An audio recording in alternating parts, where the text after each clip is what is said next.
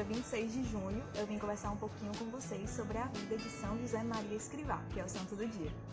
Bem, como alguns sabem, esse santo ele é o fundador do Opus Dei e ele é conhecido como o santo da vida cotidiana. O que poucos sabem é que quando ele ainda era pequeno, tinha apenas 2 anos, ele ficou entre a vida e a morte, doente, e os médicos fizeram de tudo por ele, inclusive desistiram dele, disseram que não tinha jeito.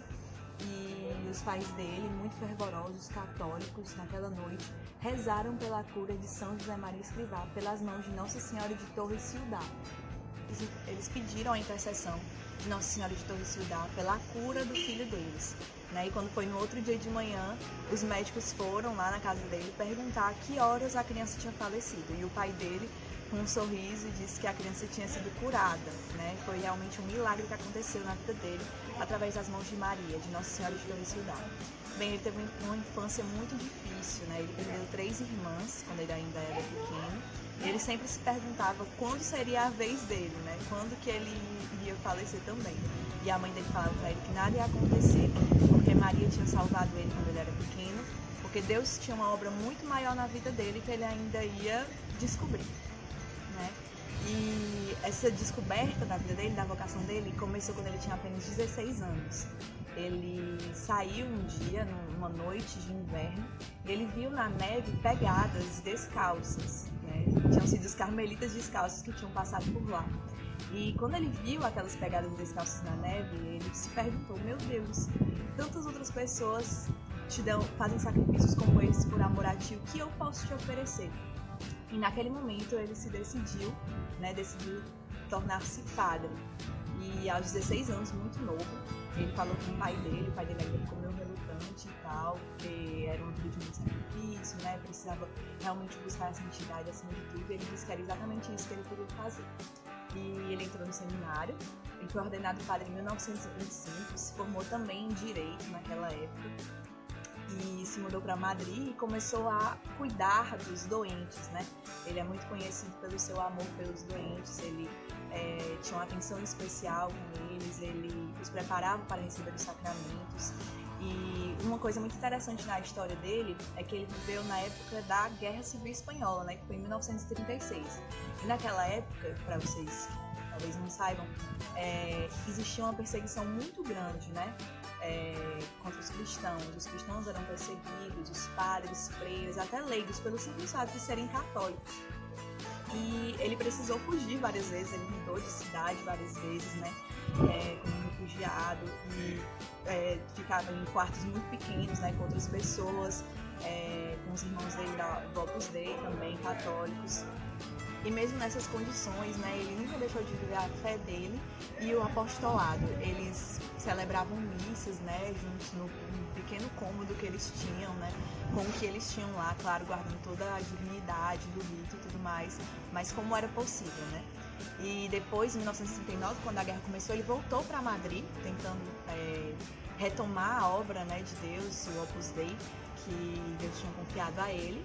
E ele não tinha mais nada, Ele chegou lá numa cidade completamente destruída pela guerra, mas ele tinha a confiança de que aquilo dele era vontade de Deus, que aquela obra era realmente de Deus, literalmente, e que ele ia dar continuidade. Então ele dedicou a vida dele inteira a isso, O centro da pregação dele era o chamado a universalidade do chamado à santidade, Todos poderiam ser santos, A santificação através das coisas diárias, do trabalho, do estudo, Ele falava que o trabalho e o estudo devem ser uma oração contínua, com as mesmas palavras apaixonadas, mas com uma música diferente a cada dia. Ele tem muitas frases assim que realmente mostram a beleza das pequenas coisas do nosso cotidiano, que muitas vezes a gente esquece o valor daquilo dali, Aquilo dali também nos leva à santidade. Ele falava também da cristianização dos ambientes, meio que por contágio, uns com os outros e tal, nos nossos ambientes de trabalho, nos nossos ambientes de estudo, nas universidades. E é muito interessante, todo esse itinerário que ele faz. Em 1974, ele veio até aqui ao Brasil, tem alguns vídeos no YouTube, se vocês quiserem ver, das pregações dele, do que ele falava. Como ele é um santo atual, a gente tem muita coisa dele. E em 1975 ele voltou para a cidade de nasceu, em Barbastro, e depois foi até Torres Ciudad, onde havia o santuário agora construído de Nossa Senhora de Torre-Ciudad. E ele viu aquele santuário sendo construído.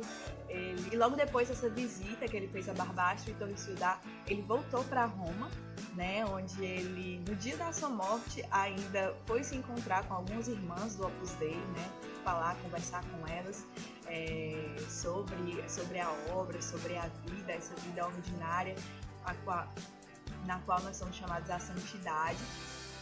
E ele voltou para casa e naquele momento ele foi rezar, né? Tava se sentindo meio mal, já era meio cego de um olho e tal, e do outro. E quando ele acabou de rezar, ele foi saindo da sala e viu uma pintura de Nossa Senhora de Guadalupe, né? No quarto onde ele estava. E aí ele chamou um irmão e falou assim, olha pra ela, olha pra Nossa Senhora de Guadalupe, né? Olha como ela é linda e tal. E naquele mesmo instante, e aí nesse momento ele veio a falecer, né? E ele faleceu como ele sempre quis, olhando nos olhos de Nossa Senhora de Guadalupe, né? Daquela que tinha o salvado milagrosamente lá no começo, na sua infância. E ele foi beatificado e canonizado por São João Paulo II. E São João Paulo II, na beatificação dele, contou um dos trechos das meditações dele que eu gostei muito, porque eu acho que resume muito a missão dele e o que ele deixou para a igreja. Ele falava: ter a cruz é encontrar a felicidade e a alegria. Ter a cruz é identificar-se com Cristo, é ser Cristo e, por isso, ser filho de Deus. Gente, então é isso. Eu espero que vocês tenham gostado da história desse santo. Eu particularmente adorei, achei incrível. Eu convido vocês também a lerem mais sobre ele, a estudarem a história dele, verem os filmes. Não só com ele, né, com todos os santos, conhecer as histórias dos santos mesmo, porque são um grande tesouro para nós que a Igreja Católica oferece. É isso, gente. Deus abençoe. São José Maria Escrivá, rogai por nós. Tchau!